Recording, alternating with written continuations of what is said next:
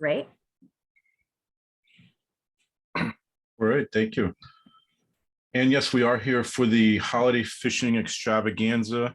Some of you may remember we did this last year. Well, some things have changed a little bit, and you'll see that in a few moments. But really, the holiday phishing increase started in late August. I started seeing holiday phishing emails in late August this year. So like the stores, the big commercial stores, the phishers are already starting with they already started back in August with the phishing scams to try to get people to spend money in ways they wouldn't spend them. Before we jump into it though, there is an offer here at this link. It's a bit.ly link. So it's bit.ly/NT special offer NT for Nawaj Tech. So if you're interested, you can go there and claim your offer. A little bit about me. Most of you already know this, but I'll do it for those that will listen to the recording later. I did hear from others that they wanted the YouTube link when I was done. So chair for cybersecurity and tech committee at the New Haven County Bar Association. Just entered my second year. Member of education and tech committee here at the Midstate Chamber, as Roseanne and Bob and Victoria all know. Board member at the Midstate Chamber, as Roseanne mentioned earlier. I'm also a member of the 405D Federal Task Force, which is tasked with improving cybersecurity in healthcare, and they're really ramping up some things, some projects right now. Member of the NIST Privacy Work Group. I am also a big proponent of privacy, and I think it's important that we recognize that. And of course, the most important role is baseball coach and dad. So it's also the funnest role. So what is phishing? Phishing is fraudulent attempt to obtain sensitive information such as passwords or credit card details by tricking a person or persons into, just moving my screen so I could see it better, into or to performing an action such as clicking a link or downloading a file. Phishing occurs primarily through email, but can also occur through text messaging, which is still steadily increasing. Some of you have probably seen some of these now. Smishing, it's called.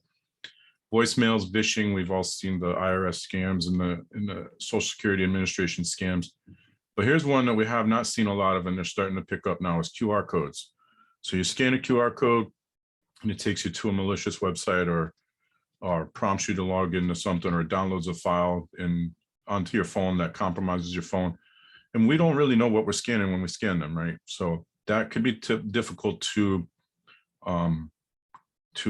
protect yourself against. There are apps that do that. One of them is from, I'm going to draw a blank on the name now, but some of the more well-known malware companies have apps to protect you from that, or compromised websites. Quite a bit of that going around too. Some numbers, a little bit different from last time, but 90% of ransomware attacks begin with phishing attack. There was 241,324 successful phishing attacks reported in the first half of 2020. That's the most recent update I have. FBI said there were more than 11 times as many phishing complaints in 2020 compared to 2016. So in just 4 years, it's increased 11 times over, according to the FBI, who, by the way, got phished last week. Their email accounts were compromised last week. 60% of organizations that experience a data breach will close within 6 months. So that's a pretty scary statistic. The average, and so data breaches, as I mentioned earlier, 90% of ransomware attacks begin with a phishing attack. Ransomware attacks almost always result in a data breach. So 60% of those businesses are going to go out of business within 6 months. Average breach costs organizations $3.92 million. Now, obviously, a smaller business not going to spend $3.92 million, but it's still going to cost you a significant amount of money. 75% of organizations around the world experienced some kind of phishing attack in 2020. Basically, if you have an email account and you've sent an email at any time, you're at risk of being phished, and any active email account is being phished as we speak. You're receiving phishing emails. You may not see them. They may go through the spam filter. They may get picked up by your security software, but some are still going to get through. Google and Microsoft are really good about cutting out about 80 to 90% of them. But if you're still seeing some, that should give you some indication as to what you're not seeing. Another 35% experienced spear phishing, which is targeted phishing. So instead of just sending dear person, they say dear Roseanne or dear Victoria, which might cause you to respond more often than a generic title. And 65% faced BEC attacks. So BEC is business email compromise. I'm going to tell you one. I'm going to share a story about one that occurred recently. I may have shared this the last time too. A guy I know that owns a roofing company, a client of his, was scammed into sending $3,500 to the wrong Venmo account. So it doesn't happen to just businesses. It happens to just homeowners and consumers as well. So what's the real cost of a phishing attack? You're going to have lost hours from employees, lost productivity. If they're no longer able to use email, sad to say, in many cases, email is a core function of what a lot of us do now. We don't have email, we're not working sometimes, or we're working less. Or if you're infected the computer or your network by clicking on a link, then now everybody's not working. The cost of remediation. So how much are you spending to fix the issue that was caused? So I'm aware of a healthcare organization that was phished, I believe earlier this year. They're still going through the forensics now, so at least 6 months later, and they're spending quite a bit of money on that. And then there's going to be the remediation after that. Some of the remediation has been done, but there's still more to go. It's costing them a lot of money. It's costing them more than the attackers stole. They did end up stealing money. I don't know the dollar amount, but I know the remediation is costing more. Incident response also will cost money. Damaged reputation. So now if other people find out about this healthcare organization, that's damaged reputation, because now they have not secured protected health information from the bad guys. And so that's not good. Connecticut also has some new data protection laws in place that we'll be talking about in the beginning of 2022, probably late January, early February. You will have to deal with that, and that will be made public. Those, whenever there's a HIPAA breach or a data breach, those are made public, so the world knows when they happen. But let's say the roofer, the person I know whose client, the homeowner, was really the one that got scammed. But in the homeowner's eyes, it may be the roofer's fault. She may turn around and blame the roofer. It's damaged reputation, and that does happen. Lost intellectual property. Direct monetary losses, sometimes, especially with business email compromise, they're looking for money. They're not looking to steal data, they're looking to steal money. This happens a lot in real estate transactions. Compliance fines, lost revenue, legal fees, and I'm sure the list goes on from there. You might have to purchase new software to protect you. You may have to switch your email completely to a different provider. The average cost of a business email compromise in the second quarter of 2020 was just over $80,000. So if they get in and they trick a business or consumer to spend $80,000 they're going to say, well, can you send the invoice payment to this address instead of that address? They're going to try to convince you, and that's what happened here. The original email was, hey, can I send money to you in Venmo? And an hour later, she sent a second email saying, never mind, I'll pay you a different way. But somebody else inserted themselves in that conversation and gave her a Venmo address. So she paid Venmo, and then the person had access to her email, and they sent an email to the roofer saying, never mind, we'll pay you in a different way. So the roofer never knew that it happened until later when the homeowner contacted them. This is an example of smishing. Text message, payment is required for package with track number, USPS, blah, blah, blah. And then it looks like it could be a legitimate link. It has USPS in the link, but this isn't a legitimate text message. First of all, the post office, I don't believe, has my phone, or maybe they do, I don't know, but they've never sent me a text message. Second of all, it's the holidays. So you might be thinking, okay, well, I'm waiting for a gift for, my husband, my wife, or my kids or something. Maybe they need payment for it to get delivered. So you might be your guard might be down a little bit right now because you know you're expecting some things. As Victoria said, all she does is shop online. So maybe she's waiting for something and she clicks on this to see what's going on. And then I didn't click on it, so I don't know what it does, but my guess is it's either going to ask for money or it's going to ask you to log into something. And ultimately, that's what they want. It's either money or data. So you give them money, you pay them, or data says, log in here. I'm going to steal all that data that's available with that login. And I'm going to try that login on a whole bunch of other applications and websites and so forth, including your bank, probably. This is one that, oh, Roseanne, you raised your hand. Yeah, I have a quick question about the last slide. So I mean, I have like seen some stuff going around. So I have gotten those texts, obviously, because I shop too much. But I've clicked it before, and I've been told, and I clicked it once before, and then it freaked me out. I've been told that that could put some kind of like tracker on your phone. Is that true as well? It is true.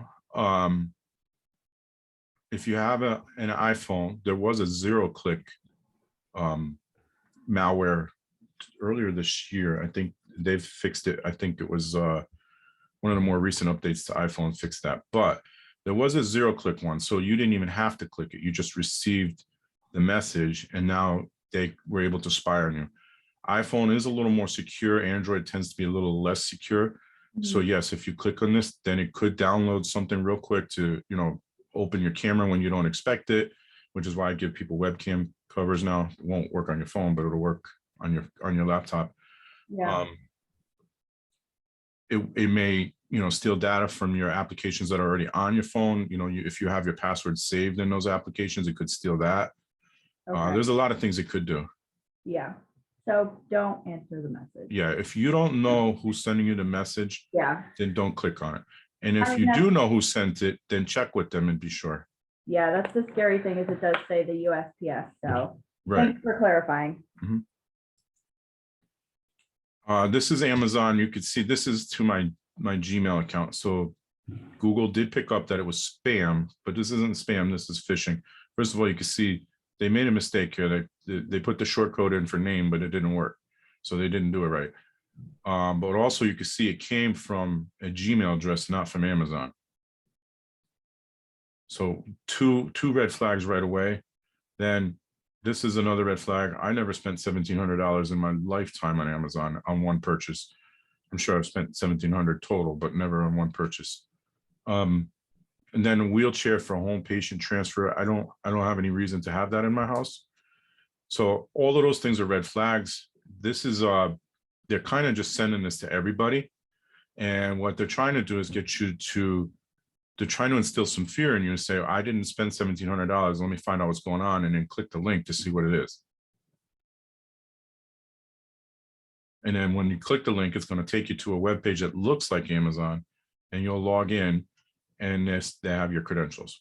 This phone number, I didn't check. It could be Amazon phone number. That's the way of kind of building confidence if they did that. But if they didn't, it could lead, and I've seen this happen, it could lead to another call center, because call centers aren't that expensive to set up anymore. Could lead to another call center that pretends to be Amazon. I could tell you today is November 16th. I did not get a wheelchair. Here's another one from Facebook, and this happens a lot too. Again, Google caught it and marked it as spam, but a lot of emails. So Google and Microsoft are really good about doing that, but a lot of other email providers are not. And so this could still get into an inbox, or you might go into your spam and say, oh, what is this? Someone tried to log into my account. And this happens, right? People try to log into my account, and I'll get a notification. I actually have it set up to notify me on my phone that somebody's trying to log into my account. And then I'll log into Facebook manually instead of clicking on any links and look at where login attempts have occurred. You can do that. I also have multi-factor authentication set up on Facebook. I think it's forced on Facebook now, but I'm not sure. A user just logged into your Facebook account from a new device, an iPhone 11 Pro. We're sending you this email to verify it's really you. So that seems okay. What's wrong with this email? Well, again, it comes from a Gmail address, and they sent it. There's actually like a dozen people they sent it to here in the CC field, not the BCC field. So that's another indication that this is not real. And then down here, this email was sent to email@gmail, so they screwed up the short code again. But these come in all the time, and sometimes they're legitimate.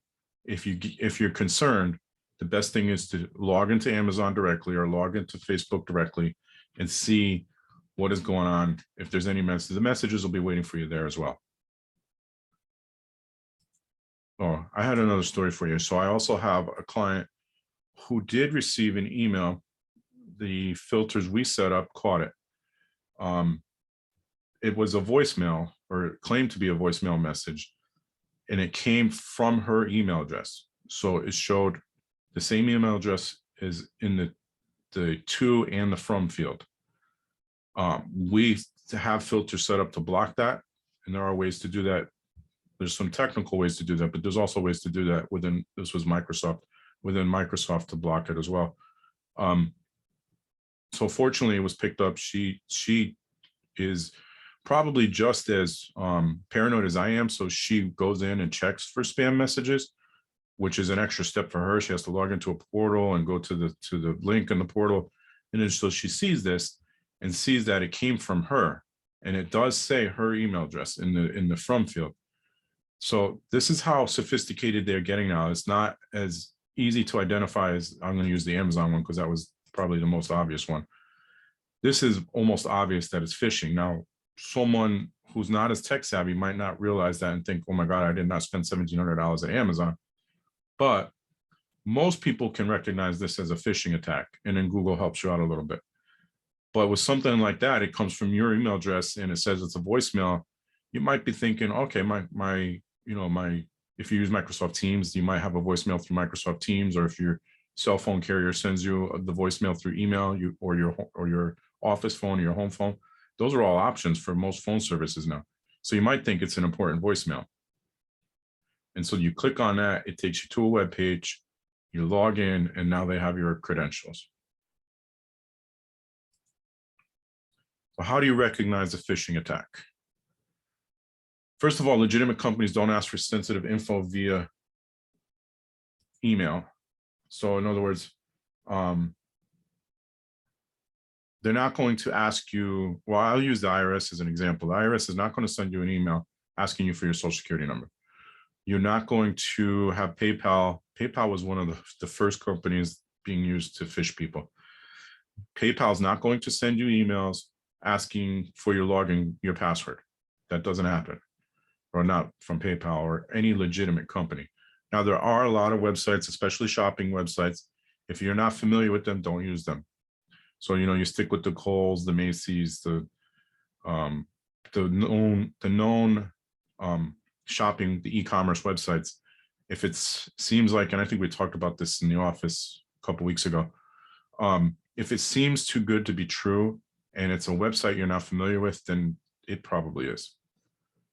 They play on emotions, primarily fear. Now, it's not always fear that you're going to be hurt or you're going to lose a ton of money. Sometimes it's fear of missing out. You click here for this great sale. We're 50% off. Last year, I mentioned that I was getting text messages for the PS5, and we were trying to get one for my son. We never did get one at Christmas. We got it a few months later. But I had received a few text messages about the PS5, and it was marked down. And I knew right away it wasn't true, because I knew there was a shortage, and I knew nobody was marking it down. If anything, they were increasing the price. So fear of missing out on a Christmas gift for my son. There's a lot of ways to play on emotions, and it's not always going to be fear you're scared. It's going to be sometimes fear of missing out or something else. Suspicious activity, a problem with your account, is a common subject line. These are two common subject lines. I'm going to go over some more common ones in a moment. Poor grammar used to be a really good indicator of a phishing email. It's not anymore, because they've gotten a lot better at this, and they actually hire people. They hire professional writers to ensure that the phishing emails that they send out are written properly. So they have an entire ecosystem now. Ransomware people, phishing people, they actually hire people to do work now. Fake links, you should hover over any links in the email to see if they are legitimate. So if it says Amazon.com, but you hover over it and it has some random address, then it's not legitimate. What you also should do is, instead of clicking on the link, just go directly to the website. They don't use your name, as we saw. They tried to use short code for names in both emails, and it didn't work. And the email doesn't match the company. So if I'm getting an email from facebook.com, but it says it came from a Gmail address, it's not Facebook. These are, last year, the most common subject lines for business email compromise. So remember, this is when they're trying to, a lot of times they're trying to get a vendor to pay an invoice. So they're aware of an invoice and they say, instead of paying this account, can you pay this account, or can you send it this way? They'll change their routing number, the bank account number, so they can route the money to a different account. So that's what they're trying to accomplish with business email compromise. So let's say you have an outstanding invoice for one of your clients and they owe you $10,000. Well, somebody inserts themselves into the conversation and says, hey, instead of well, they tell the client, hey, instead of sending the money to this account, can you send it to XYZ account? So that now you're out $10,000, they're out $10,000, and somebody made off with that money. These are common subject lines: urgent, request, important, payment, and attention. And a lot of times phishing emails they'll start with invoice. They'll say something about an invoice. If not too many people are sending invoices as an attachment anymore, I know it still happens, but not as often as it used to. If you're not sure, just call the person who's sending it to you, or who's claiming to send it to you, or text them. Just don't use the method that they're using to try to trick you. And then the most common subject lines for regular phishing attacks: IT annual asset inventory. The asset inventory is the very first step in a cybersecurity plan. So this email's title would seem legitimate. We need to, check all your computers, your software, all your other hardware. That could seem legitimate. So businesses might respond to that. And you don't have to click or download something from an email in order to be phished. You could just continue the conversation and they will work their way to your trust and gain your trust, and then get some information that way. Or they could just be checking to see that your email account is active for a different purpose. So if you reply, now they know your email account's active. Changes to your health benefits, that time of the year, right? Twitter security alert, new or unusual Twitter login. Amazon action required, your Prime membership has been declined, which is really common this time of the year. Zoom scheduled meeting error. Google Pay payment sent. Stimulus cancellation request approved. This one, I'm getting a lot of phishing emails around the PPP and IDLE stuff right now. I don't even know if they're still doing that. Roseanne could probably tell me that. But I'm getting a lot of phishing emails around that right now. So my guess is businesses are running out of money right now. Things are still tight. And so these people are preying on that to say, here, come apply for more money, when it's not legitimate. Microsoft 365 action needed, update the address for your Xbox Game Pass for console subscription. There's also a PlayStation version of that. Ring Central is coming. Ring Central has been here for years. I'm not sure why that would even work. And Workday reminder, important security upgrade required. So this is another one. If I'm an employee, I come into work, I get this email, and there's a link to download some software. That could be a big problem. That it could be installing malware in the process. If we don't have the right security measures in place, you could end up installing malware. So this is just last year, just 2020. Those are the most common subject lines.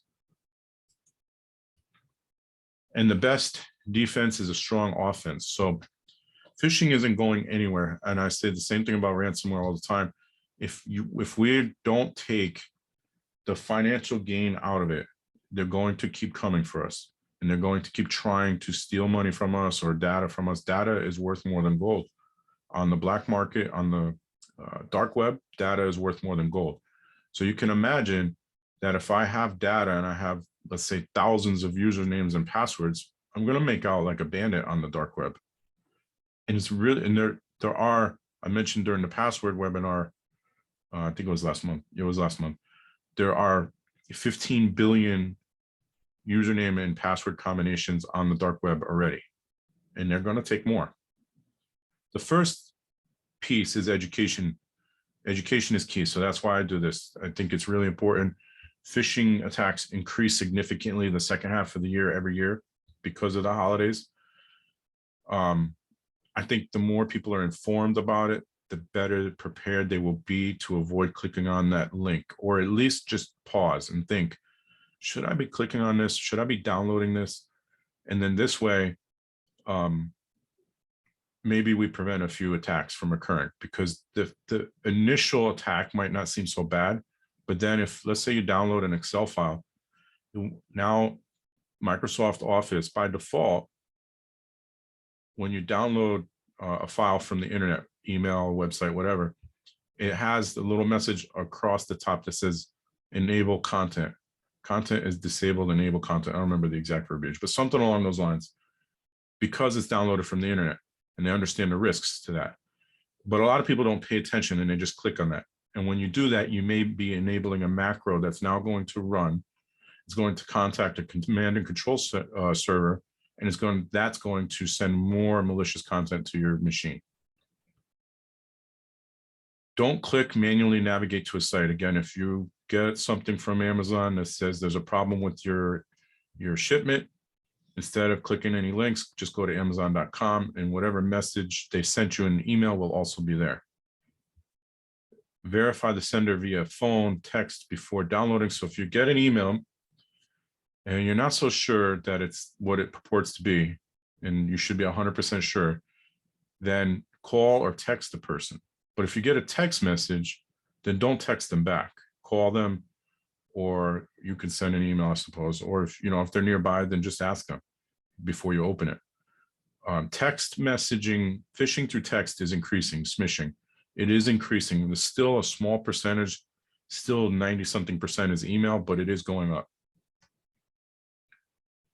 Phishing mitigation software. There are lots of vendors out there that will put software over your email and any security measures your email has in place, and include that to further mitigate the risks of phishing. So right now I'm with a company called Iron Scales. I'm looking at a few others right now.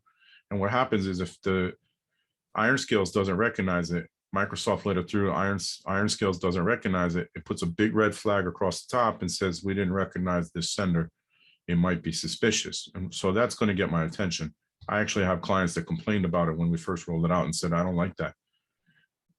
It's better than the alternatives. So we left it. Bob asks, how about clicking on an ad on, say, the New York Times or other publications? So the ads on New York Times are probably legitimate. They may not be great ads, but they may be legitimate. They probably are legitimate because New York Times probably sold the ad space to someone, unless they get hacked. And I don't know if New York Times ever has. I think the Post has, but I'm not sure if the Times has. I would just be, so if it's a reputable publication like New York Times, then yes, that's fine. If you recognize that. But if you're going to some random news site, and there are lots and lots and lots of random news sites now, I don't know that I'd be clicking on any links. Roseanne or Victoria, I don't know who's raising their hand. Yeah, that's Roseanne this time. Your bullet that says ensure the site you're shopping on is secure and reputable. Do we still look for the little lock at the top, Scott, or is there anything else to look for? Yeah, so that is one way to check. Now, Google supposedly they're no longer indexing sites that don't have that. I don't know if that's true. I've seen sites, as a matter of fact, I've been asking for an introduction to an IT company that's going out of business and their website's still on Google and it's not secured. So I don't know, but that Google will also now sometimes, not always, block, if you're using Google Chrome, will block sites that they determine not to be secure. And I think Firefox does it, and I'm pretty sure Edge is built on Chromium, so they probably do it as well. So those are the big three. There are other browsers out there. There's Brave, which I also use. That blocks a lot of advertising anyway, so that'll help. But reputable in the sense that you know who they are. Macy's, you know, the Macy's of the world, Kohl's, or I'm not much of a shopper, so I would probably stick with Amazon myself most of the time. But that's what I mean by reputable, that you know, whoops, sorry, that you know who they are. If you don't know who they are, so there are a lot of I mean, we see the ads on Facebook and on Instagram and everywhere you go now for, you know, I don't know, the latest gadget or some clothes, that shoes maybe you buy, and you click on it and it takes you to a website that you've never heard of. Those are the sites I would stay away from for a few reasons. One, they may be trying to scam you, and they may be compromised. And those sites that get compromised, they steal your credit card data. But also, this has happened to my wife. She's purchased stuff from a company in the UK and never gotten the stuff. So that does happen. They take your payment, but they never send what you ordered. So I would stick with the companies you know of. You know, and then the alternative is to shop local. Like I said on Facebook the other day, yeah, there's a supply chain issue, so let's shop local because they're not experiencing that same problem. I don't know if that answered your question, but they're doing more to block those sites now. And I actually use DNS filtering for my clients, so that blocks out any websites that have been registered within the last 6 months, I think. So if it's a newer website, it gets blocked out automatically.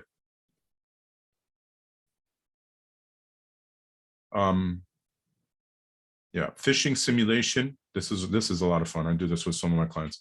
So I'll send them phishing emails to see if they click. And if they do, then they get a training video. But it's fun. I get to see who's falling for the tricks. And I sent a tough one last week to a client of mine. It pretended to be Microsoft, and they use Microsoft, and none of the employees fell for it. So I was happy about that. Don't send them our way.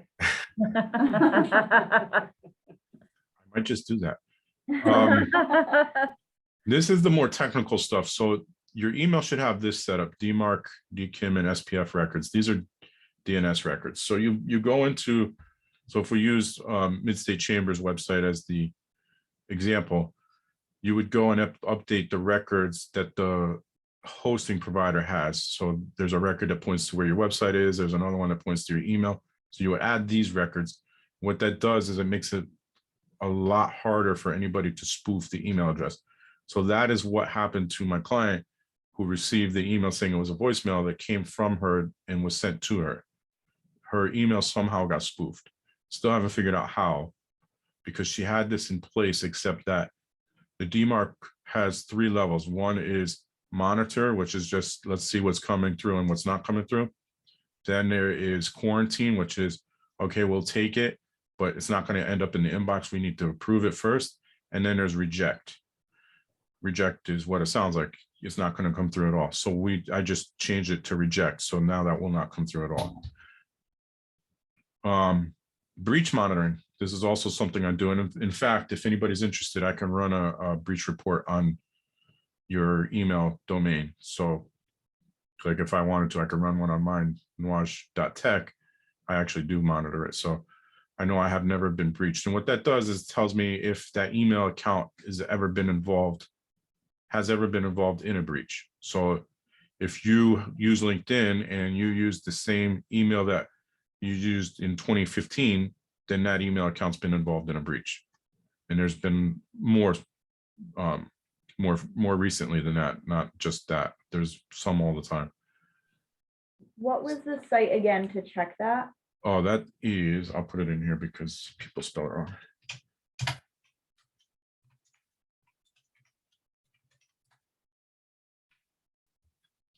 And so that's a kind of a reactive way to check. So you go in, you check your email and see if it shows up in any breaches, and it'll tell you what breaches and what information was stolen. And then you need to change some passwords or something like that. I actually removed the email account that was being used and put a different email account on there. And the email account I use now has nothing to do with my business. So that was for LinkedIn. I don't use my professional email for a lot of things other than business. So that's probably a good thing to do. I can tell you I've done breach reports on law firms and healthcare providers, and the law firm owner or the doctor in the office or someone shows up on like what was that one that Ashley Madison a few years back. So they show up on that breach, and so that's not something you want people to see. The monitoring that I do, and I think haveibeenpawned.com does it too. You can purchase, proactive monitoring, so where they're always telling you if something pops up, and that's what we do. Stay up to date. What do I mean by that? Know what the common phishing themes are. So a lot of it last year was around COVID and PPP loans. I think there was some stuff around the IRS the beginning of this year. A lot of stuff like that. Those are the common things, the holidays, obviously. But then there's some stuff maybe you didn't know. There was some around Greta Thunberg. I don't know if you remember who that is, but she just popped up in the news again. So, but there was some phishing emails around her. There's always some around the elections, things like that. So stay up to date on what the themes are for phishing, so you know what to look for. Review statements. I know some of the credit card companies now are really good about catching identity theft attempts and account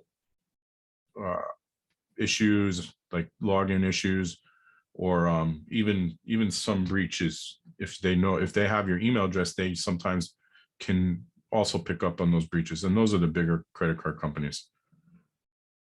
Use complex passwords and MFA. We talked about that a lot last time, but the more characters, the better. Uppercase, lowercase, numbers, and special characters. Use a password manager to manage that, and then multi-factor authentication for everything. And then this is a tip that I share with people. There are other websites that do this. This is the only one I'm familiar with, privacy.com. You can go to privacy.com and purchase, and I've heard some credit card companies are doing this now too. You can purchase a one-time use credit card number. So you go to privacy.com. I think it's subscription based. So you tell them, you plan on making so many purchases in a period of time. You pay them, and it's not that much money. And then they generate these one-time credit card numbers for that purpose. This also works good for those services that make you put in a credit card number for trial purposes. That's also another good way to use those. But it's a good way to prevent somebody stealing your credit card information. A lot of those e-commerce sites that you're not familiar with have, so I'll compare it to, we've all heard of the credit card skimmers, where the ATM, somebody puts a skimmer on the ATM or the gas pump, and you swipe your credit card there, and the next thing you know, all your money's gone. There are websites that have a similar way of doing things. So there's a JavaScript code added to the website that when you pay that website, somebody's stealing that credit card information. So it's the same thing. It's credit card skimming, but it's the digital version.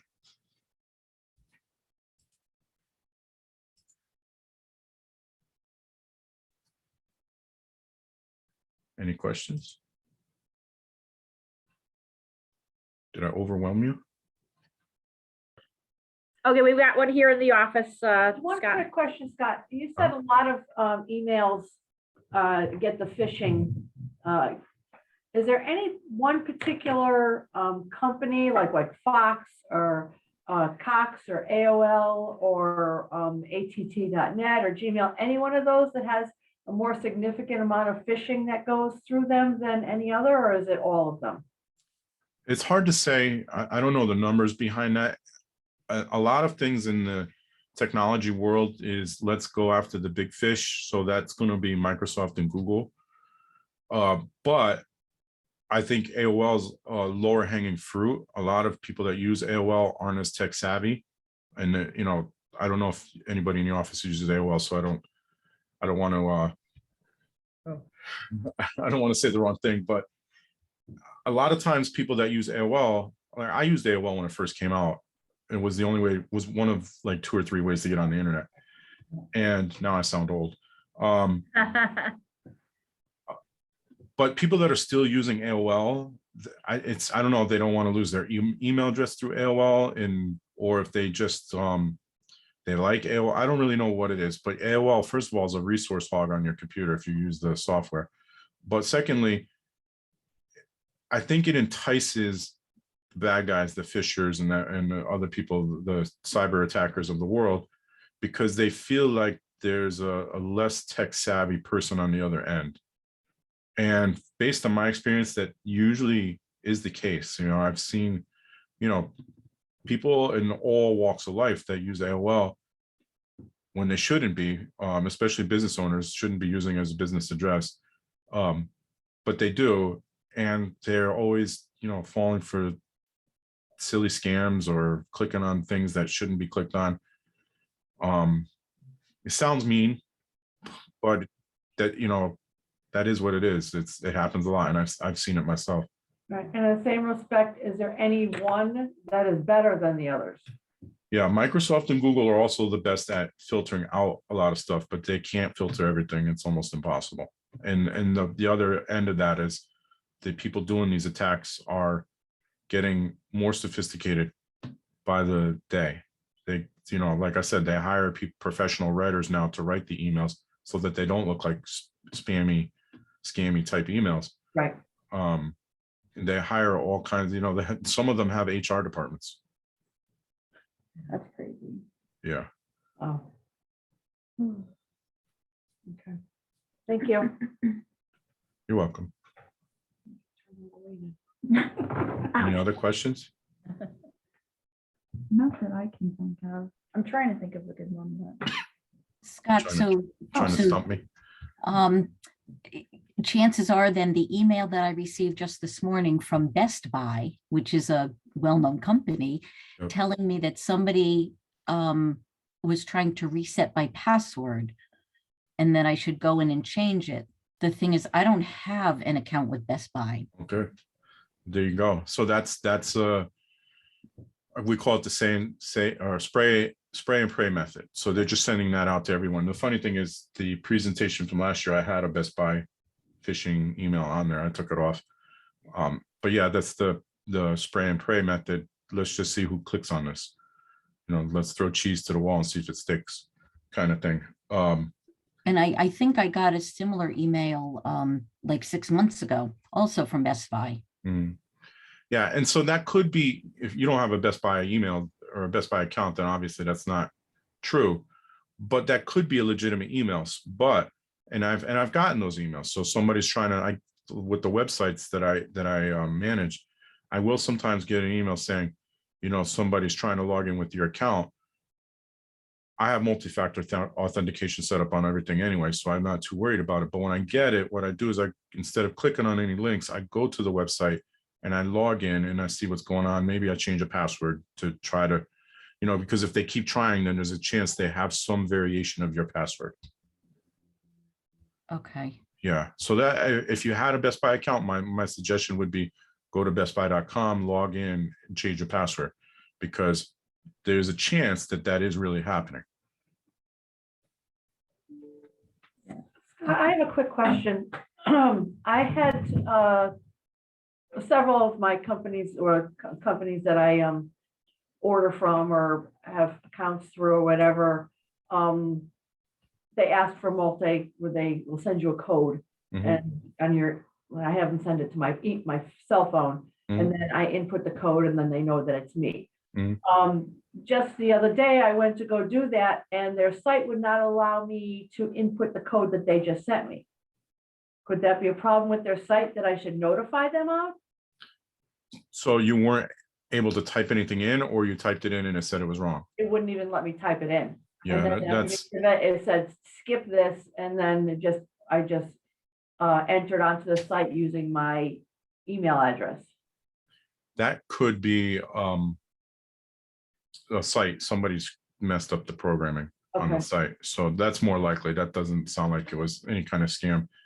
But if the code wasn't working, then I would be concerned, and I would definitely contact them. You know, try again today, see if, you know, chances are if you were experiencing that problem, other people were as well, and it was already reported. Okay, Yeah, thank you. you're welcome. And then I have just a question, quick one. That little website that you put in the beginning, was that a scam? Did you go to it? No. I forgot about that. You didn't? I was afraid of it. I saw it and I looked at Roseanne. I was like, I think he's trying to trick me. Oh, you guys learned from the last time. It's my website, but it's a page that says you've been phished. Oh, okay. So my question then is, I have seen those like bit.ly links that do lead to an accurate site. How can you tell when it's an accurate site and one that's a phishing site? You really can't with bit.ly, though. They try to filter out that stuff. Okay. So I use bit.ly as well. Mhm. And for some reason I can't get to it now, but I use bit.ly as well. When But we obviously, do too sometimes here at the chamber, Yeah. and that's where you want to just, if you have a wicked long web link or something, you want to make it shorter, right? Exactly. So, Yeah, and there are, for some reason I can't get to it now. That's weird. But there are other shorteners out there. Like I also use a tool called Hootsuite, and they shorten some URLs. And they use the tiny URL link. Yeah, exactly. yeah, that's it. And those are those at the same risk as the bit.lys as well, or? They have the same risk, and so the way so bit.ly and tiny and Google does it too. They try to filter out anything that's bad. They have filters that catch some of the stuff. The problem is the attackers have gotten to a point where they know that Google and bit.ly and tiny URL and all those companies do that. Yeah. So they have figured out ways to get around that. So there's some redirection going on.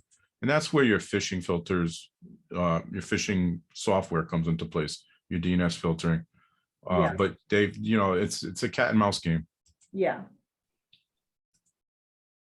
So I think you probably, if your malware is up to par, you're up to date and everything, and you're using a Chrome or an Edge, you're not using some weird browser, then you're probably going to be okay for going to any links.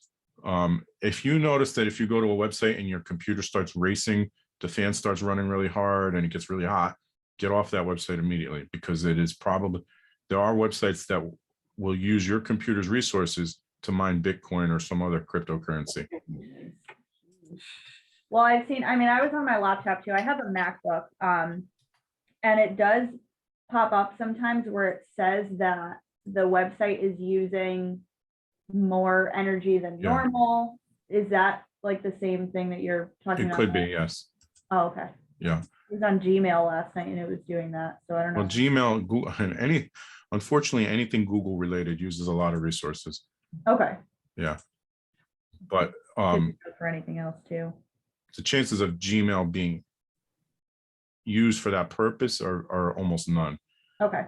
I won't say they won't get hacked. They could, Gmail accounts get hacked all the time, but their back end getting hacked is very slim. Okay. Well, I've been on other sites too where it just, Yeah. you'll If see it's it. like a weird site you haven't been to, or, not a Google or a Microsoft or those kind of companies, the big companies, the smaller website, there's a good chance that they've been hacked. Okay. If the FBI can be phished Yeah. and their email accounts compromised, then anybody can. Yeah. All right. I don't have any more questions. I am gonna go to that website now though. And It's see- safe, it just says you've been phished. Bob, this was again, just an amazing session. And I want to again thank everyone that participated with us here today. And Scott will also send us the YouTube link Mhm. that we can all share. Let's face it, folks, it's not just for business. I'm sure we can all tell stories about personal, either, us personally or family members that have run into issues. And again, it's all about keeping informed. And, Scott, this, again, just tremendous information. I can't say enough about the great work that you do. And I thank you for being a part of the Midstate Chamber and offering your expertise during these sessions. And we're looking forward to the next one. Are we doing, is it January or February? I can't recall. But I don't remember the date. I know it was after the holidays, so late January, early February. We're going to do the cybersecurity incentives, cybersecurity framework adoption incentives from that Connecticut passed down starting October 1st. As well, and an update to what they classify as PII, which is personally identifiable information. So there's more things that classify as that now. So used to be if your driver's license and your full name were breached, that was considered a data breach, but not much else. Social security number maybe. Now there are probably a dozen or so other items that have been added to that. Great, another great program to look forward to. And again, we encourage everyone here today or listening at another time to check out www.midstatechamber.com for information on other upcoming programs and events. We encourage anyone that is interested to come check them out and check us out here at the Midstate Chamber. And hope you all have a great day. Thank you. Thank you, Scott. Thank you.